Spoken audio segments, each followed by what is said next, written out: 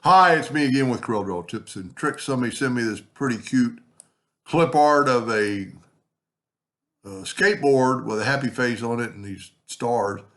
And they want to just put an outline around it to cut it out for a sticker. But one of the steps we're going to have to do is to turn it into a vector to be able to do that. And I've already played around with it. So first of all, we're going to do is we're going to make a copy of it in case we mess up and we need colors. And then I'm going to take this, and you see how big the bounding box is? It's much bigger than the skateboard. So with it selected, make sure you select it. Go to your crop tool, and let's crop out everything we don't need. Now our bounding box is quite a bit smaller. Now I'm going to reduce the sticker. It's way too big for a sticker anyway. But I truly think it helps Corel.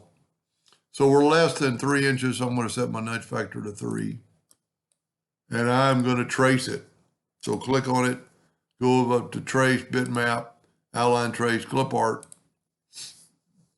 And it does it pretty quick and it does it pretty well. Now normally I would nudge that out of the way so I could put it back after I put my deal. But look how much clearer it is.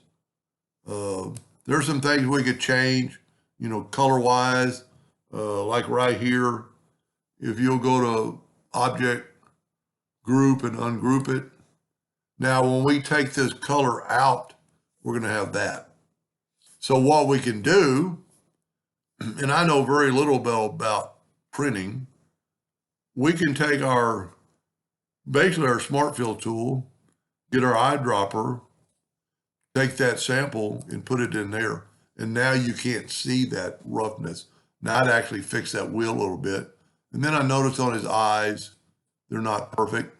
And maybe you don't want it perfect, no big deal. Let's just delete that. Then let's make an ellipse. If we kind of get in the center and start and hold down our control button and our shift key, this time we're going to use the color eyedropper tool. Same thing as a Smart Fill, we're going to take a sample and put it in there. Then make sure you take away the outline. Now we've already got this one, so we can just hit the plus key. And I'm thinking printing that'll work because the color is actually on top. Everything else looks pretty good. Now it is ungrouped. Let's look at this front of the board. Yeah, that's not bad. It is ungrouped, so we can select it all and go right here to the boundary tool, move over the boundary.